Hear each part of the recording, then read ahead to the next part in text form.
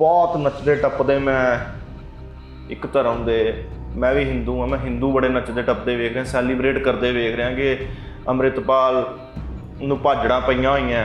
ਅਸੀਂ ਜਾਣਦੇ ਹਾਂ ਅਤੀਤ ਵਿੱਚ ਪੰਜਾਬ ਦੇ ਵਿੱਚ ਵੀ ਕਿੰਨੇ ਅਜਿਹੇ ਹਿੰਦੂ ਲੋਕ ਸੀ ਜਿਨ੍ਹਾਂ ਨੇ ਪੰਜਾਬ ਦੇ ਮਾਹੌਲ ਨੂੰ ਖਰਾਬ ਕਰਨ ਦੇ ਵਿੱਚ ਭੂਮਿਕਾ ਅਦਾ ਕੀਤੀ। 84 ਦੇ ਵਿੱਚ ਵੀ ਸੀ ਪੂਰੇ ਦਾ ਪੂਰਾ। ਅੰਮ੍ਰਿਤਪਾਲ ਦੇ ਨਾਲ ਸਰਕਾਰ ਨੇ ਉਹਦੇ ਉੱਪਰ ਕੁਝ ਸਖਤੀ ਕੀਤੀ ਹੈ, ਉਸ ਨੂੰ ਗ੍ਰਿਫਤਾਰ ਕਰਨ ਦਾ ਫੈਸਲਾ ਕੀਤਾ ਹੈ। ਇਹ ਐਡੀ ਕਿੱਡੀ ਕੁ ਗੱਲ ਹੈ ਕਿ ਇਸ ਦੇ ਉੱਪਰ ਮਤਲਬ ਕਿ ਕੁਝ ਲੋਕ ਜਿਹੜੇ ਨੇ ਉਹ ਪਟਾਕੇ ਚਲਾਉਣ, ਛੁਰਲੀਆਂ ਚੜਾਉਣ, ਮੀਮਸ ਬਣਾਉਣ ਔਰ ਮਜ਼ਾਕ ਉਡਾਉਣ। ਚਿੰਤਾ ਆਮ ਲੋਕਾਂ 'ਚ ਇਹ ਹੈਗੀ ਹੈ ਕਿ ਅੰਮ੍ਰਿਤਪਾਲ ਦੀ ਆੜ ਦੇ ਵਿੱਚ ਹੁਣ ਸਿੱਖਾਂ ਦੇ ਪਰਿਵਾਰਾਂ ਦੇ ਨਾਲ ਜਾਂ ਸਿੱਖ ਮੁੰਡਿਆਂ ਦੇ ਨਾਲ ਤਸ਼ੱਦਦ ਨਾ ਹੋਵੇ। ਅਸੀਂ ਮੰਨ ਲੈਂਦੇ ਕਿ ਉਹਦੇ ਥਾਣੇ ਦੇ ਨਾਲੇ ਕਰਕੇ ਜਾਂ ਉਹਦੀਆਂ ਹੇਟ ਸਪੀਚਸ ਕਰਕੇ ਤੁਸੀਂ ਉਹਦੇ ਉੱਪਰ ਸਖਤੀ ਕਰਨ ਦਾ ਫੈਸਲਾ ਕਰ ਲਿਆ, ਅਸੀਂ ਕਹਿੰਦੇ ਹਾਂ ਜਾਇਜ਼ ਹੈ। ਲੇਕਿਨ ਸਵਾਲ ਇਹ ਪੈਦਾ ਹੁੰਦਾ ਹੈ ਕਿ ਇਹਦੀ ਆੜ ਦੇ ਵਿੱਚ ਜੇ ਤੁਸੀਂ ਉਹਨਾਂ ਦੇ ਪਰਿਵਾਰਾਂ ਨੂੰ, ਸਿੱਖ ਮੁੰਡਿਆਂ ਨੂੰ ਔਰ ਪੂਰੀ ਦੀ ਪੂਰੀ ਸਿੱਖ ਕਮਿਊਨਿਟੀ ਨੂੰ ਟਾਰਗੇਟ ਕਰੋਗੇ, ਜਿਵੇਂ ਕਿ ਟਵਿੱਟਰ ਦੇ ਉੱਪਰ ਅਸੀਂ ਦੇਖਿਆ, ਟਵਿੱਟਰ ਦੇ ਉੱਪਰ ਵੱਡੇ ਪੱਧਰ ਦੇ ਉੱਪਰ ਪੂਰੇ ਸਿੱਖਾਂ ਦਾ, ਇਹਦੀ ਆੜ ਦੇ ਵਿੱਚ ਸੰਤ ਭਿੰਡਰਾਂਵਾਲੇ ਦਾ, 84 ਦਾ ਔਰ ਪੂਰੇ ਦੇ ਪੂਰੇ ਸਿੱਖ ਵਾਰੀਅਰਸ ਦਾ, ਪੂਰੀ ਕਮਿਊਨਿਟੀ ਦਾ ਮਜ਼ਾਕ ਉਡਾਇਆ ਗਿਆ। ਅੱਜ ਜੇ ਅੰਮ੍ਰਿਤਪਾਲ ਦੇ ਨਾਲ 10 ਬੰਦੇ ਖੜੇ ਨੇ, ਅਗਲੀ ਵਾਰੀ ਜਦੋਂ ਕੋਈ ਹੋਰ ਅੰਮ੍ਰਿਤਪਾਲ ਆਉਂਦਾ ਉਹਦੇ ਨਾਲ ਕੀ ਖੜੇ ਹੋਣਗੇ? ਇਹ ਸਿਲਸਿਲਾ ਕਿਉਂ ਨਹੀਂ ਟੁੱਟਦਾ? ਕਿਉਂਕਿ ਸਿੱਖਾਂ ਪ੍ਰਤੀ ਇੱਕ ਖਾਸ ਕਿਸਮ ਦਾ ਨੈਰੇਟਿਵ ਹਮੇਸ਼ਾ ਬਿਲਡ ਕੀਤਾ ਜਾਂਦਾ ਦੇਸ਼ ਵਿੱਚ। ਉਹ ਤਰੀਕਾ ਜੀ ਬਹੁਤ ਖਤਰਨਾਕ ਹੈ। ਇਹਦੇ ਨਾਲ ਇੱਕ ਵਾਰੀ ਫਿਰ ਅਨਨੈਸੈਸਰੀਲੀ ਸਿੱਖ ਕਮਿਊਨਿਟੀ ਫੋਕਸ ਦੇ ਵਿੱਚ ਆ ਗਈ, ਟਾਰਗੇਟ ਦੇ ਵਿੱਚ ਆ ਗਈ। ਕਾਹਦੇ ਲਈ? ਇਹਦੀ ਕੀ ਲੋੜ ਸੀ? ਐਡਾ ਵੱਡਾ ਤਾਂ ਇਹ ਕੰਮ ਹੈ ਨਹੀਂ ਸੀ ਜਿੱਡਾ ਵੱਡਾ ਖੁਦ ਸਰਕਾਰ ਨੇ ਪੈਨਿਕ ਕ੍ਰੀਏਟ ਕਰਤਾ। ਜਾਂ ਬਾਜੇ ਕੇ ਵਰਗੇ ਬੰਦਿਆਂ ਨੂੰ ਜਿਹੜੇ ਕਿ ਮੈਂ ਸਮਝਦਾ ਬਹੁਤ ਹੇਠਲੇ ਲੈਵਲ ਤੇ ਭੜਕਾਟ ਦੇ ਵਿੱਚ ਆਏ ਹੋਏ ਹੈਗੇ, ਉਹਨਾਂ ਉੱਪਰ ਕੋਈ ਬਹੁਤ ਵੱਡੇ ਮਤਲਬ ਕਿ ਸਰਕਾਰ ਸਟੈਪ ਚੱਕੇ ਉਹਨਾਂ ਨੂੰ, ਜਿਵੇਂ ਕਿ ਰੌਲਾ ਪਾਇਆ ਜਾ ਰਿਹਾ ਜੀ ਅੰਮ੍ਰਿਤਪਾਲ ਦਾ ਐਨਕਾਊਂਟਰ ਹੋ ਸਕਦਾ, ਨਹੀਂ ਤਾਂ ਇਹਦੇ ਨਾਲ ਫਿਰ ਕੀ ਹੁੰਦਾ ਕਿ ਜਿਹੜੇ ਲੋਕ ਇਹ ਸਾਜ਼ਿਸ਼ਾਂ ਘੜ ਰਹੇ ਨੇ ਉਹ ਸਫਲ ਹੋ ਜਾਂਦੇ ਨੇ। ਉਹ ਇਹੀ ਧਰੁਵੀਕਰਨ ਤਾਂ ਕਰਨਾ ਚਾਹੁੰਦੇ ਆ ਕਿ ਪੰਜਾਬ ਦੇ ਲੋਕ ਪੰਜਾਬੀ ਨਾ ਰਹਿਣ, ਹਿੰਦੂ ਹੋ ਜਾਣ, ਸਿੱਖ ਹੋ ਜਾਣ, ਮੁਸਲਿਮ ਹੋ ਜਾਣ, ਦਲਿਤ ਹੋ ਜਾਣ, ਉਹ ਪੰਜਾਬੀ ਨਾ ਰਹਿਣ। ਜਿਹੜੇ ਖਾਲਿਸਤਾਨ ਦੀ ਮੰਗ ਕਰਦੇ ਉਹ ਕਹਿੰਦੇ ਆ ਕਿ ਜੀ ਹਿੰਦੂ ਰਾਸ਼ਟਰ ਦੀ ਮੰਗ ਕਰਦੇ ਪਏ ਆ, ਤੇ ਹਿੰਦੂ ਰਾਸ਼ਟਰ ਦੀ ਜਿਹੜੇ ਮੰਗ ਕਰਦੇ ਉਹ ਕਹਿੰਦੇ ਕਿ ਖਾਲਿਸਤਾਨ ਵਾਲਿਆਂ ਨੂੰ ਵੀ ਵੇਖ ਲਓ ਜਾ ਕੇ। ਤੇ ਸਿੱਖਾਂ ਨੂੰ ਮੰਨ ਲਿਆ ਜਾਂਦਾ ਕਿ ਨਹੀਂ, ਜਿਹੜਾ ਬੰਦਾ ਸਿੱਖ ਹੈ ਉਹ ਰਾਸ਼ਟਰਵਾਦੀ ਹੋ ਨਹੀਂ ਸਕਦਾ। ਇਹ ਗੈਂਗਸਟਰ ਵੀ ਆਪਦੇ ਨੂੰ ਰਾਸ਼ਟਰਵਾਦੀ ਕਹਿੰਦੇ। ਹਾਂ, ਇਹ ਇੱਕ ਬਲਕਿ ਅਜੀਬ ਕਿਸਮ ਦਾ ਨਵਾਂ ਵਰਤਾਂਤ ਘੜਿਆ ਜਾ ਰਿਹਾ। ਭਾਰਤੀ ਕਹਿੰਦੇ ਹੋ ਕਿ ਚਲੋ ਸਾਡੀ ਭਾਰਤੀ ਕੌਮੀਅਤ ਹੈ ਤਾਂ ਸ਼ਾਇਦ ਉਹਨਾਂ ਨੂੰ ਇਤਰਾਜ਼ ਨਾ ਹੋਵੇ। ਜਦੋਂ ਤੁਸੀਂ ਕਹਿ ਦਿੰਦੇ ਹੋ ਕਿ ਹਿੰਦੂ ਰਾਸ਼ਟਰ ਹੈ ਇਹ, ਉਦੋਂ ਸਾਨੂੰ ਘਬਰਾਹਟ ਹੁੰਦੀ ਹੈ, ਕਿਉਂਕਿ ਇੱਕ ਧਰਮ ਦੇ ਆਧਾਰ ਦੇ ਉੱਪਰ ਪੂਰੀ ਦੀ ਪੂਰੀ ਕੌਮੀਅਤ ਨਿਰਧਾਰਿਤ ਕਰਨ ਦੀ ਕੋਸ਼ਿਸ਼ ਕੀਤੀ ਜਾ ਰਹੀ ਹੈ। ਧਰਮ ਦੇ ਆਧਾਰ ਦੇ ਉੱਪਰ ਜਿਹੜਾ ਹਿੰਦੂ ਰਾਸ਼ਟਰ ਬਣਨ ਜਾ ਰਿਹਾ ਉਹਦਾ ਵਿਰੋਧ ਕਰਨ ਦਾ ਦੇਖੋ ਹਰੇਕ ਨੂੰ ਹੱਕ ਹੈ ਤੇ ਉਹਦਾ ਵਿਰੋਧ ਹੋਣਾ ਬਣਦਾ ਵੀ ਹੈ। ਉੱਥੇ ਬਿਲਕੁਲ ਸਿੱਖ ਜਾਇਜ਼ ਨਾਲੇ ਕਨੈਕਸ਼ਨ ਜੋੜਤਾ, ISI ਦਾ ਕਨੈਕਸ਼ਨ ਜੋੜਤਾ, ਆਪਣੀ ਫੋਰਸ ਤਿਆਰ ਕਰਨ ਦਾ ਕਨੈਕਸ਼ਨ ਜੋੜਤਾ, ਹਵਾਲੇ ਰਾਹੀਂ ਪੈਸੇ ਆ ਰਹੇ ਨੇ, ਉਹ ਸਾਰੀਆਂ ਚੀਜ਼ਾਂ ਜੋੜਤੀਆਂ ਔਰ ਕਿਹਾ ਗਿਆ ਕਿ NS ਲਾਣੀ ਬੜੀ ਜ਼ਰੂਰੀ ਹੋ ਗਈ। ਇਹ ਤਾਂ ਤੁਸੀਂ ਕੀ ਸੋਚਦੇ? ਹਾਲਾਂਕਿ ਸਰਕਾਰ ਨੇ ਕੋਈ ਪੱਖ ਨਹੀਂ ਰੱਖਿਆ ਹੈ ਨਾ, ਕੋਈ ਉਹਨਾਂ ਨੇ ਕੋਈ ਚਾਰਜ ਸ਼ੀਟ ਨਹੀਂ ਪੇਸ਼ ਕੀਤੀ, ਕੋਈ ਲਾਇਆ ਨਹੀਂ। ਉਹਦੇ ਤੱਕ ਮੈਨੂੰ ਐਂ ਲੱਗਦਾ ਕਿ ਨਹੀਂ, ਇਹ ਇੱਕ ਲਾਹਾ ਲੈਣ ਦੀ ਕੋਸ਼ਿਸ਼ ਸੀ, ਇੱਕ ਵੱਡਾ ਇਵੈਂਟ ਬਣਾ। सुना है जंगलों का भी दस्तूर होता है, खुदा बंदा जलीलो मोतबर, दाना ओ बीना मुंसिफ ओ अकबर, मेरे शहर में भी जंगलों का कानून नाफिज कर। बहुत रौला पिया होया है लेकिन सोशल मीडिया बंद है, इस करके बहुतियां गल्लां बहुतियां खबरां तुहाडे तक नहीं पहुँचदियां पईयां। लेकिन ये पूरा प्रकरण है की है? ਅੰਮ੍ਰਿਤਪਾਲ ਹੈਗਾ ਕਿੱਥੇ ਹੈ? ਕਿ ਅੰਮ੍ਰਿਤਪਾਲ ਪੁਲਿਸ ਦੀ ਕਸਟਡੀ 'ਚ ਹੈ ਜਾਂ ਨਹੀਂ ਹੈ? ਕਿਉਂਕਿ ਇਹ ਸਵਾਲ ਆਮ ਜਨਤਾ ਪੁੱਛਦੀ ਪਈ ਹੈ ਔਰ ਹਾਈ ਕੋਰਟ ਨੇ ਵੀ ਪੁੱਛਿਆ ਕਿ ਉਹ ਫਰਾਰ ਕਿਵੇਂ ਹੋ ਗਿਆ। ਇਹ ਸਭ ਦੇ ਵਿੱਚ ਬਹੁਤ ਕੁਝ ਵਾਪਰਦਾ ਪਿਆ। ਇੱਕ ਤਬਕਾ ਸੈਲੀਬ੍ਰੇਟ ਕਰ ਰਿਹਾ, ਜਸ਼ਨ ਮਨਾ ਰਿਹਾ ਕਿ ਖੌਰੇ ਪਤਾ ਨਹੀਂ ਕੀ ਕੁਝ ਹੋ ਗਿਆ ਔਰ ਉਹਨਾਂ ਦੀ ਕੀ ਜਿੱਤ ਹੋ ਗਈ ਹੈ ਇਸ ਸਭ ਦੇ ਵਿੱਚ। ਔਰ ਇੱਕ ਤਬਕਾ ਇਹੋ ਜਿਹਾ ਵੀ ਹੈਗਾ ਜੋ ਹੁਣ ਸੋਚਣ ਲਈ ਮਜਬੂਰ ਹੋ ਗਿਆ ਕਿ ਉਹਨਾਂ ਦੀਆਂ ਡਿਮਾਂਡਸ, ਉਹਨਾਂ ਦੀਆਂ ਮੰਗਾਂ, ਉਹਨਾਂ ਦੇ ਲੀਡਰ ਦੀਆਂ ਮੰਗਾਂ ਕਿੰਨੀਆਂ ਵਾਜਬ ਸੀਗੀਆਂ। ਇਹਨਾਂ ਚੀਜ਼ਾਂ ਨੂੰ ਸਮਝਣਾ ਬੜਾ ਜ਼ਰੂਰੀ ਹੈ, ਬ੍ਰੇਕ ਡਾਊਨ ਕਰਨਾ ਬੜਾ ਜ਼ਰੂਰੀ ਹੈ। ਔਰ ਪਾਲੀ ਭੁਪਿੰਦਰ ਜੀ ਹਮੇਸ਼ਾ ਦੀ ਤਰ੍ਹਾਂ ਸਾਡੇ ਨਾਲ ਨੇ, ਤੁਸੀਂ ਪਸੰਦ ਕਰਦੇ ਹੋ ਇਸ ਕਰਕੇ ਵੀ ਸਾਡੇ ਨਾਲ ਨੇ। ਪਾਲੀ ਜੀ ਬਹੁਤ ਨੱਚਦੇ ਟੱਪਦੇ ਮੈਂ ਇੱਕ ਧਰਮ ਦੇ ਮੈਂ ਵੀ ਹਿੰਦੂ ਹਾਂ, ਮੈਂ ਹਿੰਦੂ ਬੜੇ ਨੱਚਦੇ ਟੱਪਦੇ ਵੇਖ ਰਿਹਾ, ਸੈਲੀਬ੍ਰੇਟ ਕਰਦੇ ਵੇਖ ਰਿਹਾ ਕਿ ਅੰਮ੍ਰਿਤਪਾਲ ਨੂੰ ਭਾਜੜਾਂ ਪਈਆਂ ਹੋਈਆਂ। ਇਹ ਸੋਸ਼ਲ ਮੀਡੀਆ ਦੇ ਉੱਤੇ ਤਰ੍ਹਾਂ ਤਰ੍ਹਾਂ ਦੀਆਂ ਗੱਲਾਂ ਕਰਦੇ ਪਏ ਆ, ਤਰ੍ਹਾਂ ਤਰ੍ਹਾਂ ਦੇ ਮੀਮਸ ਬਣਾਉਂਦੇ ਪਏ ਆ। ਪ੍ਰਧਾਨ ਮੰਤਰੀ ਬਾਜੇ ਕੇ ਚੁੱਕ ਲਿਆ, ਉਸ ਤੋਂ ਬਾਅਦ ਉਹਦੀਆਂ ਪੁਰਾਣੀਆਂ ਵੀਡੀਓਜ਼ ਪੱਟਾਂ 'ਤੇ ਥਾਪੀ ਮਾਰਦਿਆਂ ਦੀਆਂ ਹੁਣ ਭੱਜਦੇ ਦੀਆਂ ਵੀਡੀਓਜ਼ ਨੂੰ ਜੋੜ ਕੇ ਇਹ ਮਜ਼ਾਕ ਉਡਾਉਂਦੇ ਪਏ, ਮਖੌਲ ਉਡਾਉਂਦੇ ਪਏ ਆ। ਤੁਸੀਂ ਇਹਨਾਂ ਚੀਜ਼ਾਂ ਉੱਤੇ ਕੀ ਸਮਝ ਹੈ ਤੁਹਾਡੀ, ਕੀ ਸੋਚਦੇ ਹੋ? ਦੇਖੋ ਇਹ ਬੇਸਿਕਲੀ ਤਾਂ ਇਹੀ ਉਹ ਚੀਜ਼ ਹੈ ਰੰਕੇਸ਼ ਜੀ, ਜਿਹੜੀ ਕਿਸੇ ਸੁਸਾਇਟੀ ਦੇ ਵਿੱਚ, ਕਿਸੇ ਦੇਸ਼ ਵਿੱਚ, ਕਿਸੇ ਸੂਬੇ ਜਾਂ ਕਿਸੇ ਖਿੱਤੇ ਦੇ ਵਿੱਚ ਲੋਕਾਂ ਦੇ ਵਿੱਚ ਧਰੁਵੀਕਰਨ ਕਰਦੀ ਹੈ, ਪੋਲਰਾਈਜੇਸ਼ਨ ਕਰਦੀ ਹੈ। ਇਹ ਠੀਕ ਹੈ ਕਿ ਪਿਛਲੇ ਦਿਨਾਂ ਦੇ ਵਿੱਚ ਅੰਮ੍ਰਿਤਪਾਲ ਤੇ ਕੁਝ ਉਹਦੇ ਜਿਹੜੇ ਸਿੱਖ ਸਾਥੀ ਸੀ ਉਹ ਫੋਕਸ ਦੇ ਵਿੱਚ ਰਹੇ, ਲੋਕ ਉਹਨਾਂ ਦੇ ਖਿਲਾਫ ਬੋਲਦੇ ਰਹੇ, ਅਸੀਂ ਵੀ ਸੀ। ਲੇਕਿਨ ਇਕੱਲੇ ਸਿੱਖਾਂ ਦੇ ਵਿੱਚ ਕਮਿਊਨਲ ਹੋਣ, ਕੱਟੜ ਹੋਣ, ਇਹ ਗੱਲ ਵੀ ਸੱਚ ਨਹੀਂ ਹੈ। ਅਸੀਂ ਜਾਣਦੇ ਹਾਂ ਅਤੀਤ ਵਿੱਚ ਪੰਜਾਬ ਦੇ ਵਿੱਚ ਵੀ ਕਿੰਨੇ ਅਜਿਹੇ ਹਿੰਦੂ ਲੋਕ ਸੀ ਜਿਨ੍ਹਾਂ ਨੇ ਪੰਜਾਬ ਦੇ ਮਾਹੌਲ ਨੂੰ ਖਰਾਬ ਕਰਨ ਦੇ ਵਿੱਚ ਭੂਮਿਕਾ ਅਦਾ ਕੀਤੀ। 84 ਦੇ ਵਿੱਚ ਵੀ ਸੀ ਪੂਰੇ ਦਾ ਪੂਰਾ, ਹੁਣ ਵੀ ਉਹੀ ਤਬਕਾ ਹੈ। ਔਰ ਕਦੇ ਕਦੇ ਤਾਂ ਉਹ ਐਵੇਂ ਸਿਕਿਉਰਿਟੀ ਲੈਣ ਵਰਗੇ ਛੋਟੇ ਜਿਹੇ ਮਕਸਦ ਦੇ ਲਈ ਪੰਜਾਬ ਦੇ ਵਿੱਚ ਅੱਗ ਲਾ ਦਿੰਦੇ ਨੇ। ਹੁਣ ਜੇ ਅੰਮ੍ਰਿਤਪਾਲ ਦੇ ਨਾਲ ਸਰਕਾਰ ਨੇ ਉਹਦੇ ਉੱਪਰ ਕੁਝ ਸਖਤੀ ਕੀਤੀ ਹੈ, ਉਸ ਨੂੰ ਗ੍ਰਿਫਤਾਰ ਕਰਨ ਦਾ ਮਤਲਬ ਕਿ ਫੈਸਲਾ ਕੀਤਾ ਹੈ, ਇਹ ਐਡੀ ਕਿੱਡੀ ਕੁ ਗੱਲ ਹੈ ਕਿ ਇਸ ਦੇ ਉੱਪਰ ਮਤਲਬ ਕਿ ਕੁਝ ਲੋਕ ਜਿਹੜੇ ਨੇ ਉਹ ਪਟਾਕੇ ਚਲਾਉਣ, ਛੁਰਲੀਆਂ ਚੜਾਉਣ, ਮੀਮਸ ਬਣਾਉਣ ਔਰ ਮਜ਼ਾਕ ਉਡਾਉਣ।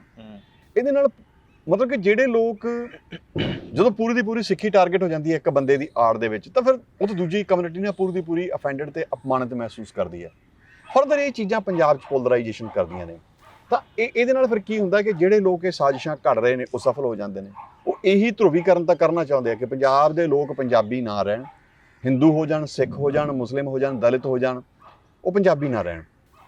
ਤਾਂ ਜਿਹੜੇ ਜੇ ਭਗਵੰਤ ਮਾਨ ਸਰਕਾਰ ਨੇ ਅੰਮ੍ਰਿਤਪਾਲ ਤੇ ਐਡਾ ਵੱਡਾ ਅਟੈਕ ਕਰਕੇ ਫੈਸਲਾ ਕੀਤਾ ਉਸ ਨੂੰ ਮਤਲਬ ਕਿ ਰੋਕਣ ਦਾ, ਤਾਂ ਹੁਣ ਸੱਚੀ ਮੁੱਚੀ ਜੇ ਭਗਵੰਤ ਮਾਨ ਪੰਜਾਬ ਦੇ ਲਈ, ਭਗਵੰਤ ਮਾਨ ਸਰਕਾਰ, ਗੌਰਵ ਯਾਦਵ ਜੇ ਪੰਜਾਬ ਦੇ ਲਈ ਉਹ ਚਿੰਤਤ ਨੇ, ਤਾਂ ਇਹੋ ਜਿਹੇ ਸੈਲੀਬ੍ਰੇਸ਼ਨ ਕਰਨ ਵਾਲਿਆਂ ਨੂੰ ਵੀ ਕੱਢ ਕੇ ਜਿੱਥੋਂ ਹੈਗੇ ਉਹਨਾਂ ਦੀਆਂ ਵੀਡੀਓ ਦੇਖ ਕੇ ਉਹਨਾਂ ਉੱਪਰ ਵੀ ਭੜਕਾਹਟ ਪੈਦਾ ਕਰਨ ਦਾ ਪਰਚਾ ਪਾਉਣਾ ਚਾਹੀਦਾ।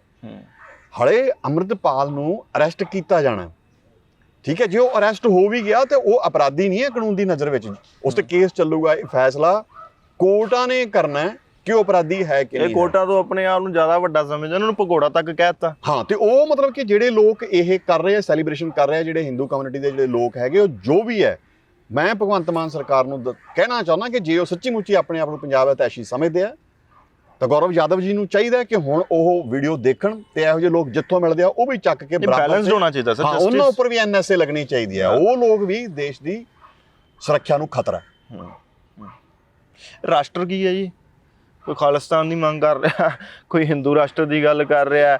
ਜਿਹੜੇ ਖਾਲਿਸਤਾਨ ਦੀ ਮੰਗ ਕਰਦੇ ਉਹ ਕਹਿੰਦੇ ਆ ਕਿ ਜੀ ਹਿੰਦੂ ਰਾਸ਼ਟਰ ਦੀ ਮੰਗ ਕਰਦੇ ਪਏ ਆ, ਤੇ ਹਿੰਦੂ ਰਾਸ਼ਟਰ ਦੀ ਜਿਹੜੇ ਮੰਗ ਕਰਦੇ ਉਹ ਕਹਿੰਦੇ ਕਿ ਖਾਲਿਸਤਾਨ ਵਾਲਿਆਂ ਨੂੰ ਵੀ ਵੇਖ ਲਓ ਜਾ ਕੇ। ਬੇਸਿਕਲੀ ਸਾਡੇ ਦੇਸ਼ ਵਿੱਚ ਤਰੀਕਾ ਸਾਹਿਬ ਕਿ ਰਾਸ਼ਟਰ ਦੇ ਕਨਸੈਪਟ ਨੂੰ ਨਾ ਬਹੁਤ ਗਲਤ ਤਰੀਕੇ ਨਾਲ ਸਮਝਿਆ ਗਿਆ ਔਰ ਸਮਝਾਇਆ ਗਿਆ, ਇੰਟਰਪ੍ਰੈਟ ਵੀ ਗਲਤ ਕੀਤਾ ਗਿਆ। ਹੁਣ ਖਾਸ ਤੌਰ ਤੇ ਮੇਰੇ ਵਰਗਾ ਬੰਦਾ ਜੋ ਕਹਿ ਦਿੰਦਾ ਕਿ ਨਹੀਂ ਅਸੀਂ ਅੰਨ੍ਹੇਵਾਹ ਖਾਲਿਸਤਾਨ ਦੀ ਲੜਾਈ ਨਹੀਂ ਲੜਨੀ, ਸਾਡੇ ਲਈ ਖਾਲਿਸਤਾਨ ਬਹੁਤ ਵੱਡਾ ਇਸ਼ੂ ਨਹੀਂ ਹੈ, ਤਾਂ ਮੇਰੇ ਵਰਗੇ ਬੰਦੇ ਨੂੰ ਕਹਿੰਦੇ ਜੀ ਇਹ ਰਾਸ਼ਟਰਵਾਦੀ ਹੋ ਗਿਆ। ਤੇ ਰਾਸ਼ਟਰਵਾਦੀ ਦੂਜੇ ਪਾਸੇ ਕਿਹਨੂੰ ਕਿਹਾ ਜਾਂਦਾ? ਭਾਜਪਾ ਨੂੰ, RSS ਨੂੰ। ਉਹ ਰਾਸ਼ਟਰਵਾਦੀ ਪਾਰਟੀਆਂ ਨੇ, ਕਾਂਗਰਸ ਤੇ ਰਾਸ਼ਟਰਵਾਦੀ ਪਾਰਟੀ ਹੈ। ਤੇ ਸਿੱਖਾਂ ਨੂੰ ਮੰਨ ਲਿਆ ਜਾਂਦਾ ਕਿ ਨਹੀਂ, ਜਿਹੜਾ ਬੰਦਾ ਸਿੱਖ ਹੈ ਉਹ ਰਾਸ਼ਟਰਵਾਦੀ ਹੋ ਨਹੀਂ ਸਕਦਾ। ਇਹ ਗੈਂਗਸਟਰ ਵੀ ਆਪਦਿਆਂ ਨੂੰ ਰਾਸ਼ਟਰਵਾਦੀ ਕਹਿੰਦੇ। ਹਾਂ, ਇਹ ਇੱਕ ਬਲਕਿ ਅਜੀਬ ਕਿਸਮ ਦਾ ਨਵਾਂ ਬਰਤਾਂਤ ਘੜਿਆ ਜਾ ਰਿਹਾ ਕਿ ਜੇ ਕਿਸੇ ਸਿੱਖ ਨੇ ਬੈਲੈਂਸ ਗੱਲ ਕਰਤੀ ਤਾਂ ਉਹਦੇ ਲਈ ਬਹੁਤ ਸੌਖਾ ਕਿ ਇਹ ਤਾਂ ਜੀ ਰਾਸ਼ਟਰਵਾਦੀ ਹੋ ਗਿਆ। ਦੂਜੇ ਪਾਸੇ ਜਿਹੜੇ ਲੋਕ ਹਿੰਦੁਸਤਾਨ ਨੂੰ, ਭਾਰਤ ਨੂੰ ਇੱਕ ਹਿੰਦੂ ਰਾਸ਼ਟਰ ਬਣਾਉਣ ਤੇ ਉਤਰੇ ਹੋਏ ਆ, ਉਹਨਾਂ ਨੇ ਵੀ ਇਹ ਇੱਕ ਤਰੀਕੇ ਨਾਲ ਸਾਜ਼ਿਸ਼ੀ ਇੰਟਰਪ੍ਰੀਟੇਸ਼ਨ ਦਿੱਤੀ ਹੈ ਰਾਸ਼ਟਰ ਦੀ। ਰਾਸ਼ਟਰ ਕੀ ਹੁੰਦਾ? ਜੇ ਤੁਸੀਂ ਸਕਾਲਰਲੀ ਇਸ ਕਨਸੈਪਟ ਨੂੰ ਸਮਝਣਾ ਚਾਹੋ ਤਾਂ ਸਰਕਾਰਾਂ ਨੇ ਬੜੀ ਚਾਲਾਕੀ ਦੇ ਨਾਲ ਇੱਕ ਦੇਸ਼ ਨੂੰ ਰਾਸ਼ਟਰ ਦੇ ਵਿੱਚ ਬਦਲਤਾ। ਤੁਸੀਂ ਪਾਸਪੋਰਟ ਬਣਾਉਂਦੇ ਹੋ, ਉੱਥੇ ਤੁਹਾਨੂੰ ਤੁਹਾਡੀ ਨੈਸ਼ਨੈਲਿਟੀ ਪੁੱਛੀ ਜਾਂਦੀ ਹੈ, ਕੌਮੀਅਤ ਕੀ ਹੈ, ਤੇ ਤੁਸੀਂ ਕੌਮੀਅਤ ਲਿਖਦੇ ਹੋ ਭਾਰਤੀ। ਠੀਕ ਹੈ, ਮੈਂ ਵੀ ਭਾਰਤੀ ਲਿਖਦਾ, ਮੇਰੇ ਪਾਸਪੋਰਟ ਉੱਪਰ ਵੀ ਮੇਰੀ ਕੌਮੀਅਤ, ਮੇਰੇ ਆਧਾਰ ਕਾਰਡ ਦੇ ਉੱਪਰ ਭਾਰਤੀ ਲਿਖੀ ਹੋਈ ਹੈ। ਹੁਣ ਸਵਾਲ ਇਹ ਪੈਦਾ ਹੁੰਦਾ ਕਿ ਕੋਈ ਦੇਸ਼ ਉਹ ਕੌਮੀਅਤ ਕਿਵੇਂ ਹੋ ਗਿਆ? ਉਦਾਹਰਨ ਦੇ ਤੌਰ ਤੇ 15 ਅਗਸਤ 1947 ਤੋਂ ਪਹਿਲਾਂ ਪਾਕਿਸਤਾਨ ਤੇ ਭਾਰਤ ਜਿਹੜਾ ਸੀ ਉਹ ਇੱਕੋ ਦੇਸ਼ ਹੈ। ਤਾਂ ਲਾਹੌਰ ਵਿੱਚ ਰਹਿਣ ਵਾਲਾ ਬੰਦਾ ਆਪਣੀ ਨੈਸ਼ਨੈਲਿਟੀ ਇਸ ਹਿਸਾਬ ਦੇ ਨਾਲ ਭਾਰਤੀ ਲਿਖਦਾ। 16 ਅਗਸਤ 1947 ਨੂੰ ਉਹ ਆਪਣੀ ਨੈਸ਼ਨੈਲਿਟੀ ਪਾਕਿਸਤਾਨੀ ਲਿਖਣੀ ਸ਼ੁਰੂ ਕਰ ਦਿੰਦਾ। ਤਾਂ ਇਹਦਾ ਮਤਲਬ ਕੀ ਅਸੀਂ ਇਹ ਮੰਨ ਲਈਏ ਕਿ ਜਿਹੜਾ ਦੇਸ਼ ਹੁੰਦਾ ਉਹ ਬੰਦੇ ਦੀ ਨੈਸ਼ਨੈਲਿਟੀ ਹੁੰਦਾ? ਨੋ, ਨੈਸ਼ਨੈਲਿਟੀ ਦੇਸ਼ ਨਹੀਂ ਹੁੰਦਾ। ਦੂਜੇ ਪਾਸੇ ਨੈਸ਼ਨੈਲਿਟੀ ਨੂੰ ਜਾਂ ਕੌਮੀਅਤ ਨੂੰ ਧਰਮ ਦੇ ਨਾਲ ਜੋੜ ਦਿੱਤਾ ਗਿਆ, ਔਰ ਧਰਮ ਵੀ ਕਿਸੇ ਕੌਮ ਦੀ ਪਰਿਭਾਸ਼ਾ ਦੇ ਵਿੱਚ ਨਹੀਂ ਆਉਂਦਾ। ਜੇ ਤੁਸੀਂ ਕਹੋ ਕਿ ਧਰਮ ਦੇ ਆਧਾਰ ਤੇ ਕੌਮੀਅਤ ਤੈਅ ਹੁੰਦੀ ਹੈ, ਨਹੀਂ, ਇਹ ਵੀ ਇੱਕ ਫੈਕਟਰ ਨਹੀਂ ਹੈ। ਫਿਰ ਇਸ ਹਿਸਾਬ ਨਾਲ ਤਾਂ ਹਿੰਦੂ ਧਰਮ ਆਪਣੇ ਆਪ ਦੇ ਵਿੱਚ ਇੱਕ ਕੌਮ ਹੈ, ਜਦੋਂ ਕਿ ਉਹ ਆਪਣੇ ਆਪ ਨੂੰ ਹਿੰਦੂ ਕੌਮੀਅਤ ਨਹੀਂ ਕਹਿੰਦੇ, ਉਹ ਭਾਰਤੀ ਕੌਮੀਅਤ ਕਹਿੰਦੇ ਆ। ਤਾਂ ਇਹਦਾ ਮਤਲਬ ਕੀ ਹੋਇਆ ਕਿ ਧਰਮ ਜਾਂ ਦੇਸ਼ ਦੀ ਹੱਦਾਬੰਦੀ ਕਿਸੇ ਦੀ ਕੌਮੀਅਤ ਨੂੰ ਨਿਰਧਾਰਿਤ ਨਹੀਂ ਕਰਦੀ, ਨੈਸ਼ਨੈਲਿਟੀ ਨੂੰ ਨਿਰਧਾਰਿਤ ਨਹੀਂ ਕਰਦੀ। ਸਕਾਲਰਲੀ ਦੇਖੋ ਤਾਂ ਇਹਦੇ 5-4 ਹੋਰ ਫੈਕਟਰ ਨੇ। ਸਭ ਤੋਂ ਪਹਿਲੀ ਚੀਜ਼ ਇਹ ਹੈ ਕਿ ਤੁਹਾਡਾ ਆਪਣਾ ਇੱਕ ਇਤਿਹਾਸ ਹੈ। ਇੱਕ ਮਹੱਤਵਪੂਰਨ ਫੈਕਟਰ ਇਹ ਹੈ ਕਿ ਕੀ ਤੁਹਾਡਾ ਆਪਣਾ ਪਛਾਣਨਯੋਗ ਇੱਕ ਇਤਿਹਾਸ ਹੈ। ਨੰਬਰ 2, ਕੀ ਤੁਹਾਡੀ ਆਪਣੀ ਕੋਈ ਭਾਸ਼ਾ ਹੈ, ਉਹ ਤੁਹਾਡੀ ਵੱਖਰੀ ਭਾਸ਼ਾ ਤੁਹਾਨੂੰ ਦੂਜਿਆਂ ਨਾਲੋਂ ਨਿਖੇੜਦੀ ਹੈ। ਤੀਜਾ ਸਭ ਤੋਂ ਇੰਪੋਰਟੈਂਟ ਫੈਕਟਰ ਜਿਹੜਾ ਹੈ ਉਹ ਹੈ ਵੱਖਰਾ ਸੱਭਿਆਚਾਰ। ਜਿੰਨੀ ਦੇਰ ਤੱਕ ਤੁਹਾਡਾ ਜੀਵਨ ਜਿਉਣ ਦਾ ਢੰਗ ਦੂਜੇ ਨਾਲੋਂ ਵੱਖਰਾ ਨਹੀਂ, ਤੁਹਾਡੀ ਕੌਮੀਅਤ ਵੱਖਰੀ ਨਹੀਂ ਹੋ ਸਕਦੀ। ਇਸੇ ਤਰੀਕੇ ਦੇ ਨਾਲ ਤੁਹਾਡਾ ਆਪਣਾ ਇੱਕ ਸਮਾਜ, ਇੱਕ ਸੁਸਾਇਟੀ ਹੈ। ਤਾਂ ਇਹ 4-5 ਫੈਕਟਰ ਰਲ ਕੇ ਕਿਸੇ ਕੌਮ ਨੂੰ ਪਰਿਭਾਸ਼ਿਤ ਕਰਦੇ ਆ, ਕਿਸੇ ਖਿੱਤੇ ਨੂੰ ਕੌਮੀਅਤ ਦੇ ਵਿੱਚ ਬਣਦੇ ਆ। ਔਰ ਤੁਸੀਂ ਸਾਨੂੰ ਦੇਖਣਾ ਪਏਗਾ ਕਿ ਕੀ ਹਿੰਦੂ ਰਾਸ਼ਟਰ ਆਪਣੇ ਆਪ ਦੇ ਵਿੱਚ ਕੋਈ ਕਨਸੈਪਟ ਬਣਦਾ ਹੈ ਕਿ ਨਹੀਂ। ਇਹ ਤਾਂ ਬੇਸਿਕਲੀ ਜਿਹੜੇ ਲੋਕਾਂ ਨੂੰ ਘਬਰਾਹਟ ਹੁੰਦੀ ਹੈ ਨਾ ਹਿੰਦੂ ਰਾਸ਼ਟਰ ਤੋਂ, ਉਹ ਇੱਕ ਚੀਜ਼ ਇਸ ਗੱਲੋਂ ਬਿਲਕੁਲ ਜਾਇਜ਼ ਡਰਦੇ ਆ ਕਿ ਜੇ ਤੁਸੀਂ ਭਾਰਤੀ ਕਹਿੰਦੇ ਹੋ ਕਿ ਚਲੋ ਸਾਡੀ ਭਾਰਤੀ ਕੌਮੀਅਤ ਹੈ ਤਾਂ ਸ਼ਾਇਦ ਉਹਨਾਂ ਨੂੰ ਇਤਰਾਜ਼ ਨਾ ਹੋਵੇ। ਜਦੋਂ ਤੁਸੀਂ ਕਹਿ ਦਿੰਦੇ ਹੋ ਕਿ ਹਿੰਦੂ ਰਾਸ਼ਟਰ ਹੈ ਇਹ, ਉਦੋਂ ਸਾਨੂੰ ਘਬਰਾਹਟ ਹੁੰਦੀ ਹੈ, ਕਿਉਂਕਿ ਇੱਕ ਧਰਮ ਦੇ ਆਧਾਰ ਦੇ ਉੱਪਰ ਪੂਰੀ ਦੀ ਪੂਰੀ ਕੌਮੀਅਤ ਨਿਰਧਾਰਿਤ ਕਰਨ ਦੀ ਕੋਸ਼ਿਸ਼ ਕੀਤੀ ਜਾ ਰਹੀ ਹੈ। ਇਹ ਖਤਰਨਾਕ ਹੈ। ਜੇ ਐਦਾਂ ਹੋਏਗੀ ਤਾਂ ਫਿਰ ਸਿੱਖਾਂ ਨੂੰ, ਮੁਸਲਮਾਨਾਂ ਨੂੰ, ਈਸਾਈਆਂ ਨੂੰ ਸ਼ਰਤੀਆ ਘਬਰਾਹਟ ਹੋਏਗੀ, ਉਹਨਾਂ ਨੂੰ ਹੋਣੀ ਚਾਹੀਦੀ ਵੀ ਹੈ। ਸੋ ਧਰਮ ਦੇ ਆਧਾਰ ਦੇ ਉੱਪਰ ਜਿਹੜਾ ਹਿੰਦੂ ਰਾਸ਼ਟਰ ਬਣਨ ਜਾ ਰਿਹਾ, ਉਹਦਾ ਵਿਰੋਧ ਕਰਨ ਦਾ ਦੇਖੋ ਹਰੇਕ ਨੂੰ ਹੱਕ ਹੈ ਤੇ ਉਹਦਾ ਵਿਰੋਧ ਹੋਣਾ ਬਣਦਾ ਵੀ ਹੈ। ਉੱਥੇ ਬਿਲਕੁਲ ਸਿੱਖ ਜਾਇਜ਼ ਨੇ, ਲੇਕਿਨ ਸਿਰਫ ਇੰਨੀ ਗੱਲ ਕਹਿ ਦੇਣਾ ਕਿ ਉਹ ਹਿੰਦੂ ਰਾਸ਼ਟਰ ਬਣਾਉਣ ਤੇ ਉਤਰੇ ਹੋਏ ਹੈਗੇ, ਇਹ ਬਹੁਤ ਜਲਦਬਾਜ਼ੀ ਹੋਊਗੀ। ਹਿੰਦੂ ਰਾਸ਼ਟਰ ਕਿਵੇਂ ਬਣ ਰਿਹਾ ਤੁਹਾਨੂੰ ਇਹ ਸਮਝਣਾ ਪਏਗਾ, ਤੁਸੀਂ ਉਸ ਨੂੰ ਕਿਵੇਂ ਕੱਟਣਾ ਹੈ ਤੁਹਾਨੂੰ ਇਹ ਸਮਝਣਾ ਪਏਗਾ। ਤੁਹਾਨੂੰ ਦੇਖਣਾ ਪਏਗਾ ਕਿ ਇਹਦੇ ਵਿੱਚ ਸਾਜ਼ਿਸ਼ ਕਿੱਥੇ ਹੈ, ਅਫਵਾਹਾਂ ਕਿੱਥੇ ਹੈ, ਕਿਹੜੀ ਚੀਜ਼ ਹੈ ਸਾਨੂੰ ਜਿਸ ਤੋਂ ਘਬਰਾਉਣਾ ਚਾਹੀਦਾ ਤੇ ਕਿਹੜੀ ਚੀਜ਼ ਦੇ ਸਾਨੂੰ ਰਿਐਕਟ ਕਰਨਾ ਚਾਹੀਦਾ। ਉਹ ਹਿੰਦੂ ਰਾਸ਼ਟਰ ਬਣਾ ਰਿਹਾ ਜੀ, ਇਸ ਦੇ ਆਪੋਜੀਟ ਅਸੀਂ ਸਿੱਖ ਰਾਸ਼ਟਰ ਬਣਾਉਣਾ ਚਾਹੁੰਦੇ ਹਾਂ, ਖਾਲਿਸਤਾਨ ਬਣਾਉਣਾ ਚਾਹੁੰਦੇ ਹਾਂ। ਇੰਨੀ ਕੁ ਫਿਲਾਸਫੀ ਕਾਰਗਰ ਨਹੀਂ ਹੈ, ਇਹ ਕੰਮ ਨਹੀਂ ਕਰਨੀ। ਇੱਕ ਚਿੰਤਾ ਆਮ ਲੋਕਾਂ 'ਚ ਇਹ ਹੈਗੀ ਹੈ ਕਿ ਅੰਮ੍ਰਿਤਪਾਲ ਦੀ ਆੜ ਦੇ ਵਿੱਚ ਹੁਣ ਸਿੱਖਾਂ ਦੇ ਪਰਿਵਾਰਾਂ ਦੇ ਨਾਲ ਜਾਂ ਸਿੱਖ ਮੁੰਡਿਆਂ ਦੇ ਨਾਲ ਤਸ਼ੱਦਦ ਨਾ ਹੋਵੇ, ਮਾਰੇ ਨਾ ਜਾਣ। ਪਰ ਇਹ ਲਗਾਉਣ ਵਾਲਾ ਜਿਹੜਾ ਹੈਗਾ ਬੰਦਾ ਪਿੱਛੇ, ਉਹ ਸਾਰਿਆਂ ਨੂੰ ਪਤਾ ਕੌਣ ਸੀ, ਕਿਵੇਂ ਹੈ। ਮੈਂ ਸਮਝਦਾ ਕਿ ਬਹੁਤ ਮੰਦਭਾਗੀ ਗੱਲ ਹੋਊਗੀ ਜੇ ਅੰਮ੍ਰਿਤਪਾਲ ਨੂੰ, ਉਹਦੇ ਪਰਿਵਾਰ ਨੂੰ ਜਾਂ ਬਾਜੇ ਕੇ ਵਰਗੇ ਬੰਦਿਆਂ ਨੂੰ, ਜਿਹੜੇ ਕਿ ਮੈਂ ਸਮਝਦਾ ਬਹੁਤ ਹੇਠਲੇ ਲੈਵਲ ਤੇ ਭੜਕਾਟ ਦੇ ਵਿੱਚ ਆਏ ਹੋਏ ਹੈਗੇ, ਉਹਨਾਂ ਉੱਪਰ ਕੋਈ ਬਹੁਤ ਵੱਡੇ ਮਤਲਬ ਕਿ ਸਰਕਾਰ ਸਟੈਪ ਚੱਕੇ ਉਹਨਾਂ ਨੂੰ, ਜਿਵੇਂ ਕਿ ਰੌਲਾ ਪਾਇਆ ਜਾ ਰਿਹਾ ਜੀ ਅੰਮ੍ਰਿਤਪਾਲ ਦਾ ਐਨਕਾਊਂਟਰ ਹੋ ਸਕਦਾ। ਨਹੀਂ, ਮੈਨੂੰ ਲੱਗਦਾ ਕਿ ਨਾ ਕੇਂਦਰ ਸਰਕਾਰ ਨੂੰ ਤੇ ਨਾ ਪੰਜਾਬ ਸਰਕਾਰ ਨੂੰ ਐਡਾ ਸਖਤ ਸਟੈਪ ਨਹੀਂ ਚੱਕਣਾ ਚਾਹੀਦਾ। ਉਹਨਾਂ ਨੂੰ ਇਹ ਨਹੀਂ ਭੁੱਲਣਾ ਚਾਹੀਦਾ ਕਿ ਠੀਕ ਹੈ, ਅੰਮ੍ਰਿਤਪਾਲ ਦਾ ਹਜੇ ਮੋਟਿਵ ਵੀ ਕਲੀਅਰ ਨਹੀਂ ਹੈ, ਮੰਤਵ ਵੀ ਕਲੀਅਰ ਨਹੀਂ ਹੈ, ਕੌਣ ਹੈ, ਕੀ ਕਰ ਰਿਹਾ ਸੀ। ਅਸੀਂ ਮੰਨ ਲੈਂਦੇ ਕਿ ਉਹਦੇ ਥਾਣੇ 'ਚ ਨਾਲੇ ਕਰਕੇ ਜਾਂ ਉਹਦੀਆਂ ਹੇਟ ਸਪੀਚਸ ਕਰਕੇ ਤੁਸੀਂ ਉਹਦੇ ਉੱਪਰ ਸਖਤੀ ਕਰਨ ਦਾ ਫੈਸਲਾ ਕਰ ਲਿਆ, ਅਸੀਂ ਕਹਿੰਦੇ ਹਾਂ ਜਾਇਜ਼ ਹੈ। ਲੇਕਿਨ ਸਵਾਲ ਇਹ ਪੈਦਾ ਹੁੰਦਾ ਹੈ ਕਿ ਇਹਦੀ ਆੜ ਦੇ ਵਿੱਚ ਜੇ ਤੁਸੀਂ ਉਹਨਾਂ ਦੇ ਪਰਿਵਾਰਾਂ ਨੂੰ, ਸਿੱਖ ਮੁੰਡਿਆਂ ਨੂੰ ਔਰ ਪੂਰੀ ਦੀ ਪੂਰੀ ਸਿੱਖ ਕਮਿਊਨਿਟੀ ਨੂੰ ਟਾਰਗੇਟ ਕਰੋਗੇ, ਜਿਵੇਂ ਕਿ ਟਵਿੱਟਰ ਦੇ ਉੱਪਰ ਅਸੀਂ ਦੇਖਿਆ, ਟਵਿੱਟਰ ਦੇ ਉੱਪਰ ਵੱਡੇ ਪੱਧਰ ਦੇ ਉੱਪਰ ਪੂਰੇ ਸਿੱਖਾਂ ਦਾ, ਇਹਦੀ ਆੜ ਦੇ ਵਿੱਚ ਸੰਤ ਭਿੰਡਰਾਂਵਾਲੇ ਦਾ, 84 ਦਾ ਔਰ ਪੂਰੇ ਦੇ ਪੂਰੇ ਸਿੱਖ ਵਾਰੀਅਰਸ ਦਾ, ਪੂਰੀ ਕਮਿਊਨਿਟੀ ਦਾ ਮਜ਼ਾਕ ਉਡਾਇਆ ਗਿਆ। ਦੇਖੋ, ਇਹ ਚੀਜ਼ਾਂ ਸਮਝ ਲੈਣੀਆਂ ਚਾਹੀਦੀਆਂ ਭਾਰਤ ਸਰਕਾਰ ਨੂੰ ਵੀ, ਪੰਜਾਬ ਸਰਕਾਰ ਨੂੰ ਵੀ, ਕਿ ਇਹ ਇੱਕ ਜਵਾਬੀ ਦਰਦ ਪੈਦਾ ਕਰਦੀਆਂ, ਇਹ ਚੀਜ਼ਾਂ ਤਕਲੀਫ ਦਿੰਦੀਆਂ ਔਰ ਇਹਦੇ ਨਾਲ ਹੀ ਕੁੜੱਤਣ ਵਿਕਦੀ ਹੈ। ਅੱਜ ਜੇ ਅੰਮ੍ਰਿਤਪਾਲ ਦੇ ਨਾਲ 10 ਬੰਦੇ ਖੜੇ ਨੇ, ਅਗਲੀ ਵਾਰੀ ਜਦੋਂ ਕੋਈ ਹੋਰ ਅੰਮ੍ਰਿਤਪਾਲ ਆਉਂਦਾ ਉਹਦੇ ਨਾਲ 20 ਖੜੇ ਹੋਣਗੇ। ਇਹ ਸਿਲਸਿਲਾ ਕਿਉਂ ਨਹੀਂ ਟੁੱਟਦਾ? ਕਿਉਂਕਿ ਸਿੱਖਾਂ ਪ੍ਰਤੀ ਇੱਕ ਖਾਸ ਕਿਸਮ ਦਾ ਨੈਰੇਟਿਵ ਹਮੇਸ਼ਾ ਬਿਲਡ ਕੀਤਾ ਜਾਂਦਾ ਦੇਸ਼ ਵਿੱਚ। ਉਹ ਤਰੀਕਾ ਜੀ ਬਹੁਤ ਖਤਰਨਾਕ ਹੈ। ਠੀਕ ਹੈ, ਅਸੀਂ ਤਾਂ ਫਿਰ ਮੈਂ ਤਾਂ ਇੱਥੋਂ ਤੱਕ ਵੀ ਕਹਿਣਾ ਕਿ ਪੰਜਾਬ ਦੇ ਵਿੱਚ ਇਹ ਜੋ ਸਾਰਾ ਕੁਝ ਹੋਇਆ ਨਾ, ਇਹ ਸੈਂਸਿਟਿਵ ਤਰੀਕੇ ਦੇ ਨਾਲ ਕੰਟਰੋਲ ਨਹੀਂ ਕੀਤਾ ਗਿਆ। ਪਹਿਲੇ ਦਿਨ ਜਿੱਦਣ ਅੰਮ੍ਰਿਤਪਾਲ ਆਂਦਾ, ਤੁਹਾਨੂੰ ਉਹਦੇ ਉੱਪਰ ਉਸ ਦਿਨ ਚੈੱਕ ਰੱਖਣਾ ਚਾਹੀਦਾ ਉਹ ਕਿਹੜੇ ਬੰਦਿਆਂ ਦੇ ਥਰੂ ਆ ਰਿਹਾ। ਉਹ ਬੰਦਿਆਂ 'ਚੋਂ ਕੋਈ ਪੰਜਾਬੀ ਨਹੀਂ ਹੈ। ਵਾਰਿਸ ਪੰਜਾਬ ਦੀ ਜਥੇਬੰਦੀ ਹੈ, ਨਾਮ ਉਹਦਾ ਵਾਰਿਸ ਪੰਜਾਬ ਦੇ ਹੈ, ਗੱਲ ਉਹ ਸਿੱਖਾਂ ਦੀ ਕਰ ਰਹੀ ਹੈ, ਔਰ ਰਾਤੋਂ ਰਾਤ ਆ ਕੇ ਉਸ ਨੂੰ ਹੀਰੋ ਬਣਾਇਆ ਜਾਂਦਾ। ਅਗਲੇ ਦਿਨ ਉਸ ਕੋਲੇ ਗੱਡੀਆਂ ਆ ਜਾਂਦੀਆਂ ਨੇ, ਉਹਨੂੰ ਬਹੁਤ ਵੱਡੇ ਵੱਡੇ ਲਾਇਸੈਂਸ ਮਿਲ ਜਾਂਦੇ ਨੇ ਹਥਿਆਰਾਂ ਦੇ। ਤੁਸੀਂ ਉਦੋਂ ਚੈੱਕ ਨਹੀਂ ਰੱਖਿਆ। ਜਦੋਂ ਉਹ ਈਸਾਈ ਪਾਸਟਰਸ ਦੇ ਖਿਲਾਫ ਬੋਲਦਾ, ਤੁਸੀਂ ਉਦੋਂ ਉਸ ਨੂੰ ਰੋਕਣ ਦੀ ਕੋਸ਼ਿਸ਼ ਨਹੀਂ ਕੀਤੀ। ਉਹਦੇ ਨਾਲ ਦੇ ਜਦੋਂ ਗ੍ਰਿਫਤਾਰ ਹੋ ਜਾਂਦੇ ਆ ਤੇ ਉਹ ਥਾਣੇ ਤੇ ਹਮਲਾ ਕਰਨ ਜਾਂਦਾ, ਤੁਸੀਂ ਉਸ ਵੇਲੇ ਉਸ ਦੇ ਉੱਪਰ ਕੋਈ ਸਖਤੀ ਨਹੀਂ ਕੀਤੀ। ਹੁਣ ਤਾਂ ਕੁਝ ਇਹੋ ਜਿਹਾ ਵਾਪਰਿਆ ਵੀ ਨਹੀਂ ਸੀ ਕਿ ਤੁਸੀਂ ਐਡਾ ਵੱਡਾ ਉਸ 'ਤੇ ਐਕਸ਼ਨ ਕਰਤਾ ਔਰ ਐਡਾ ਵੱਡਾ ਇਸ ਮਤਲਬ ਕਿ ਈਵੈਂਟ ਬਣਾ ਦਿੱਤਾ ਗਿਆ। ਸਾਰੇ ਪੰਜਾਬ ਦਾ ਨੈੱਟ ਜਾਮ ਕਰਤਾ, ਪੂਰੇ ਦੇਸ਼ ਦੇ ਵਿੱਚ ਮੀਡੀਆ ਨੇ ਪਿੱਟਣਾ ਸ਼ੁਰੂ ਕਰਤਾ, ਹੋ ਹੱਲਾ ਹੋ ਹੱਲਾ। ਇਹਦੇ ਨਾਲ ਇੱਕ ਵਾਰੀ ਫਿਰ ਅਨਨੈਸੈਸਰੀਲੀ ਸਿੱਖ ਕਮਿਊਨਿਟੀ ਫੋਕਸ ਦੇ ਵਿੱਚ ਆ ਗਈ, ਟਾਰਗੇਟ ਦੇ ਵਿੱਚ ਆ ਗਈ। ਕਾਹਦੇ ਲਈ? ਇਹਦੀ ਕੀ ਲੋੜ ਸੀ? ਐਡਾ ਵੱਡਾ ਤਾਂ ਇਹ ਕੰਮ ਹੈ ਨਹੀਂ ਸੀ ਜਿੱਡਾ ਵੱਡਾ ਖੁਦ ਸਰਕਾਰ ਨੇ ਪੈਨਿਕ ਕ੍ਰੀਏਟ ਕਰਤਾ। ਮੈਂ ਇਹ ਨਹੀਂ ਕਹਿੰਦਾ ਪੰਜਾਬ ਸਰਕਾਰ ਨੇ ਕੀਤਾ ਕਿ ਇਹ ਕੇਂਦਰ ਸਰਕਾਰ ਨੇ ਕੀਤਾ, ਪਰ ਦੋਵੇਂ ਸਰਕਾਰਾਂ ਨੇ ਇਹਦੇ ਵਿੱਚ ਕੋਈ ਬਹੁਤ ਜ਼ਿਆਦਾ ਸਿਆਣਪ ਵਾਲੀ ਗੱਲ ਨਹੀਂ ਕੀਤੀ। ਤੁਸੀਂ ਇੱਕ ਗੱਲ ਵਿੱਚ ਕੀਤੀ ਐਨਕਾਊਂਟਰ ਦੀ, ਤਰ੍ਹਾਂ ਤਰ੍ਹਾਂ ਦੀਆਂ ਗੱਲਾਂ ਹੋ ਰਹੀਆਂ ਨੇ। ਕੋਈ ਕਹਿੰਦਾ ਐਨਕਾਊਂਟਰ ਕਰ ਦਿਓ, ਕੋਈ ਖਦਸ਼ਾ ਜਤਾਉਂਦਾ ਕਿ ਯਾਰ ਕਿਤੇ ਐਨਕਾਊਂਟਰ ਤੇ ਨਹੀਂ ਕਰਤਾ, ਕਿਤੇ ਉਹਦੇ ਨਾਲ ਕੋਈ ਵਧੀਕੀ ਤਾਂ ਨਹੀਂ ਹੋ ਗਈ। ਇਹ ਵਰਡ ਜਿਹੜਾ ਐਨਕਾਊਂਟਰ ਹੈ ਜਾਂ ਜਿਹੜਾ ਮੁਕਾਬਲਾ ਵਰਡ ਹੈਗਾ, ਇਹਦੇ ਤੇ ਸਰ ਕੀ ਸੋਚਦੇ ਜੀ? ਨਹੀਂ ਦੇਖੋ, ਮੈਂ ਉਮੀਦ ਨਹੀਂ ਕਰਦਾ ਕਿ ਭਾਜਪਾ ਜਾਂ ਪੰਜਾਬ ਸਰਕਾਰ ਜਿਹੜੀ ਕਿ ਆਪ ਸਰਕਾਰ ਉਹ ਇਹੋ ਜਿਹੀ ਕੋਈ ਗਲਤੀ ਕਰਨਗੇ। ਜੇ ਉਹ ਕਰਨਗੇ ਤਾਂ ਇਹ ਬਹੁਤ ਘਾਤਕ ਹੋਊਗੀ। ਠੀਕ ਆ, ਇਹ ਦੇਸ਼ ਦੇ ਵਿੱਚ ਜਿਹੜੇ ਸਿੱਖਾਂ ਦੇ ਮਸਲੇ ਨੇ, ਜਿਹੜੇ ਸ਼ਿਕਾਇਤਾਂ ਨੇ, ਉਹਨਾਂ ਦੇ ਵਿੱਚ ਇੱਕ ਬਹੁਤ ਵੱਡਾ ਔਰ ਗਲਤ ਸਮੇਂ 'ਤੇ ਇੱਕ ਬਹੁਤ ਵੱਡਾ ਇਜ਼ਾਫਾ ਹੋਊਗਾ। ਠੀਕ ਹੈ, ਮੈਨੂੰ ਨਹੀਂ ਲੱਗਦਾ ਕਿ, ਔਰ ਇੱਕ ਗੱਲ ਸਮਝ ਲੈਣੀ ਚਾਹੀਦੀ ਹੈ ਖਾਸ ਤੌਰ 'ਤੇ ਕੇਂਦਰ ਸਰਕਾਰ ਨੂੰ, ਕਿ ਜਦੋਂ ਵੀ ਕੋਈ ਮਾਈਨੋਰਿਟੀ ਕਮਿਊਨਿਟੀ ਜਿਹੜੀ ਹਮੇਸ਼ਾ ਫੀਅਰ ਦੇ ਵਿੱਚ ਜਿਉਂਦੀ ਹੈ, ਜਦੋਂ ਉਹਨੂੰ ਇਹੋ ਜਿਹਾ ਕੋਈ ਸ਼ਿਕਾਇਤ ਕਰਨ ਦਾ ਮੌਕਾ ਮਿਲਦਾ ਨਾ, ਉਹ ਮੌਕਾ ਦੇਸ਼ ਤੱਕ ਹੁੰਦਾ, ਉਹ ਸਰਕਾਰ ਤੱਕ ਨਹੀਂ ਹੁੰਦਾ। ਸਮਝੇ ਨਾ? ਮਤਲਬ ਕਿ ਜਦੋਂ ਕੋਈ ਸਿੱਖ ਕਮਿਊਨਿਟੀ, ਈਸਾਈ ਕਮਿਊਨਿਟੀ, ਮੁਸਲਮਾਨ ਜਦੋਂ ਫਰਸਟ੍ਰੇਟ ਹੁੰਦੇ ਨੇ ਨਾ, ਉਹ ਇਹ ਕਹਿੰਦੇ ਨਹੀਂ ਯਾਰ ਇਹ ਦੇਸ਼ ਹੀ ਸਾਡੇ ਕੰਮ ਦਾ ਨਹੀਂ। ਉਹਨਾਂ ਦਾ ਗੁੱਸਾ ਦੇਸ਼ ਤੇ ਉਤਰਦਾ ਜਾ ਕੇ, ਉਹਨਾਂ ਦਾ ਗੁੱਸਾ ਸਰਕਾਰਾਂ ਤੇ ਨਹੀਂ ਉਤਰਦਾ। ਸੋ ਇਸ ਕਰਕੇ ਮੈਨੂੰ ਲੱਗਦਾ ਕਿ ਇਸ ਮਾਮਲੇ ਵਿੱਚ ਬਹੁਤ ਸੰਵੇਦਨਸ਼ੀਲਤਾ ਦਾ ਮਤਲਬ ਕਿ ਉਹਨਾਂ ਨੂੰ ਪ੍ਰਗਟਾਵਾ ਕਰਨਾ ਚਾਹੀਦਾ ਦੋਨੇ ਸਰਕਾਰਾਂ ਨੂੰ। ਹੁਣ ਉਸ ਨੂੰ ਗ੍ਰਿਫਤਾਰ ਜੇ ਤੁਸੀਂ ਕਰ ਲਿਆ ਜਾਂ ਕਰਨਾ, ਤਾਂ ਤੁਸੀਂ ਉਸ ਨੂੰ ਘੱਟੋ ਘੱਟ ਕੋਰਟ ਦੇ ਰਾਹੀਂ ਆਪਣੀ ਗੱਲ ਕਹਿਣ ਦਾ ਪੂਰਾ ਮੌਕਾ ਦੇਣਾ।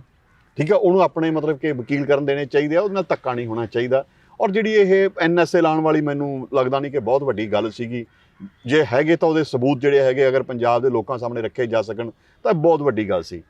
ਅਜਨਾਲਾ ਕੇਸ ਇੱਕ ਸੀ ਔਰ 2-3 ਹੇਟ ਸਪੀਚਾਂ, ਮੈਨੂੰ ਨਹੀਂ ਲੱਗਦਾ ਕਿ ਜਿਹੜਾ ਇਹਦੇ ਨਾਲ ਕਨੈਕਸ਼ਨ ਜੋੜਤਾ, ISI ਦਾ ਕਨੈਕਸ਼ਨ ਜੋੜਤਾ, ਆਪਣੀ ਫੋਰਸ ਤਿਆਰ ਕਰਨ ਦਾ ਕਨੈਕਸ਼ਨ ਜੋੜਤਾ, ਹਵਾਲੇ ਰਾਹੀਂ ਪੈਸੇ ਆ ਰਹੇ ਨੇ, ਉਹ ਸਾਰੀਆਂ ਚੀਜ਼ਾਂ ਜੋੜਤੀਆਂ ਔਰ ਕਿਹਾ ਗਿਆ ਕਿ NSA ਲਾਣੀ ਬੜੀ ਜ਼ਰੂਰੀ ਹੋ ਗਈ। ਇਹ ਤੇ ਤੁਸੀਂ ਕੀ ਸੋਚਦੇ ਹੋ? ਹਾਲਾਂਕਿ ਸਰਕਾਰ ਨੇ ਕੋਈ ਪੱਖ ਨਹੀਂ ਰੱਖਿਆ ਹੈ ਨਾ, ਕੋਈ ਉਹਨਾਂ ਨੇ ਕੋਈ ਚਾਰਜ ਸ਼ੀਟ ਨਹੀਂ ਪੇਸ਼ ਕੀਤੀ, ਕੋਈ ਲਾਇਆ ਨਹੀਂ। ਉਹਦੇ ਤੱਕ ਮੈਨੂੰ ਐਂ ਲੱਗਦਾ ਕਿ ਨਹੀਂ, ਇਹ ਇੱਕ ਲਾਹਾ ਲੈਣ ਦੀ ਕੋਸ਼ਿਸ਼ ਸੀ, ਇੱਕ ਵੱਡਾ ਇਵੈਂਟ ਬਣਾ ਦਿੱਤਾ ਗਿਆ। ਇੱਕ ਗੱਲ ਇੱਕ ਇਹ ਵੀ ਤਾਂ ਹੈਗੀ ਨਾ ਕਿ ਜਦੋਂ ਤੁਸੀਂ ਇਹ ਆ ਕੇ ਬਾਹਰ ਕਹੋ ਕਿ ISI ਦੇ ਨਾਲ ਉਹਦੇ ਕਨੈਕਸ਼ਨ ਹੈਗੇ, ਆਲਰੇਡੀ ਤੁਸੀਂ ਉਹਨੂੰ ਕਿਸੇ ਨਾ ਕਿਸੇ ਤਰੀਕੇ ਪੋਰਟਰੇ ਤਾਂ ਹੀ ਕਰੋ ਨਾ, ਅੱਤਵਾਦੀ ਹੈ। ਜੇ IAS ਨਾਲ ਕਨੈਕਸ਼ਨ ਸੀ ਤਾਂ ਸਰਕਾਰ ਇੰਨੇ ਦਿਨ ਉਹਨੂੰ ਆਏ ਨੂੰ ਹੋ ਗਏ ਪੰਜਾਬ 'ਚ ਵਿਚਰਦੇ ਨੂੰ, ਤਾਂ ਹੁਣ ਤੱਕ ਭਾਰਤ ਦੀਆਂ ਏਜੰਸੀਆਂ ਕਿਉਂ ਸ਼ਾਂਤ ਬੈਠੀਆਂ ਸੀਗੀਆਂ? ਐਡੇ ਵੱਡੇ ਪੱਧਰ ਤੇ ਉਹ ਕਹਿ ਰਿਹਾ ਕਿ ਫੰਡਿੰਗ ਹੋ ਰਹੀ ਹੈ, 3-4 ਸਾਲ ਤੋਂ ਹੋ ਰਹੀ ਹੈ। ਦਲਜੀਤ ਕਲਸੀ ਨੂੰ ਮੈਂ ਜਾਤੀ ਤੌਰ ਤੇ ਜਾਣਦਾ, 3-4 ਸਾਲ ਪਹਿਲਾਂ ਨਹੀਂ, ਦੀਪ ਸਿੱਧੂ ਦੀ ਮੌਤ ਤੋਂ ਬਾਅਦ ਉਹ ਬਹੁਤ ਜ਼ਿਆਦਾ ਐਕਟਿਵ ਹੋਇਆ। ਠੀਕ ਹੈ, ਤਾਂ ਉਦੋਂ ਬਾਅਦ ਜੇ ਤੁਸੀਂ ਕਹਿੰਦੇ ਹੋ ਕਿ ਸਾਜ਼ਿਸ਼ ਹੋ ਰਹੀ ਹੈ, ਤਾਂ ਫਿਰ ਇਹ ਵੀ ਭਾਰਤੀ ਏਜੰਸੀਆਂ ਦੀ ਫੇਲਿਅਰ ਹੈ ਨਾ ਕਿ ਇੱਕ ਬੰਦਾ ਦੇਸ਼ ਵਿੱਚ ਆਉਂਦਾ, ਲਾਇਸੈਂਸ ਵੀ ਹਾਸਲ ਕਰ ਲੈਂਦਾ, ਸ਼ਰੇਆਮ ਘੁੰਮਦਾ, ਥਾਣੇ ਤੇ ਹਮਲਾ ਕਰ ਦਿੰਦਾ, ਤੇ ਤੁਸੀਂ ਅਚਾਨਕ ਕਹਿਣਾ ਸ਼ੁਰੂ ਕਰ ਦਿੰਦੇ ਹੋ ਨਹੀਂ ਜੀ ਉਹ ਤਾਂ ਐਡਾ ਵੱਡਾ ਬੰਦਾ ਜਾਰਜੀਆ ਤੋਂ ਟ੍ਰੇਨਿੰਗ ਲੈ ਕੇ ਆਇਆ, ਤੇ ਉਹਦੇ ਦੇਸ਼ ਵਿੱਚ ਆਉਣ ਵੇਲੇ ਤੱਕ ਤੁਸੀਂ ਕੀ ਕਰ ਰਹੇ ਸੀ? ਠੀਕ ਹੈ, ਸੋ ਮੈਨੂੰ ਲੱਗਦਾ ਕਿ ਇਹਦੇ ਪਿੱਛੇ ਕੁਝ ਹੈਂਕੀ ਪੈਂਕੀ ਹੋਰ ਹੈ ਜਿਹੜੀ ਕਿ ਹਾਲੇ ਸਾਨੂੰ ਨਹੀਂ ਪਤਾ, ਆਲਿਆਂ ਦੇ ਸਾਹਮਣੇ ਆ ਜਾਊਗੀ ਹੋਰ 2-4 ਦਿਨਾਂ ਤੱਕ। ਬਹੁਤ ਬਹੁਤ ਸ਼ੁਕਰੀਆ ਸਰ ਵਕਤ ਸਾਂਝਾ ਕਰਨ ਲਈ, ਬਹੁਤ ਅਹਿਮ ਗੱਲਾਂ ਤੁਸੀਂ ਕੀਤੀਆਂ ਤੇ ਲੋਕਾਂ ਦੇ ਲਈ ਸਮਝਣਾ ਬਹੁਤ ਜ਼ਰੂਰੀ ਸੀਗਾ। ਕੈਮਰੇ ਦੇ ਪਿੱਛੇ ਸਾਥ ਦੇ ਰਹੇ ਸੀਗੇ ਸੁਖਵਿੰਦਰ, ਮੈਂ ਲੰਕੇਸ਼ ਤਰਖਾਣ, ਰੋਜ਼ਾਨਾ ਸਪੋਕਸਮੈਨ ਦੇ ਲਈ।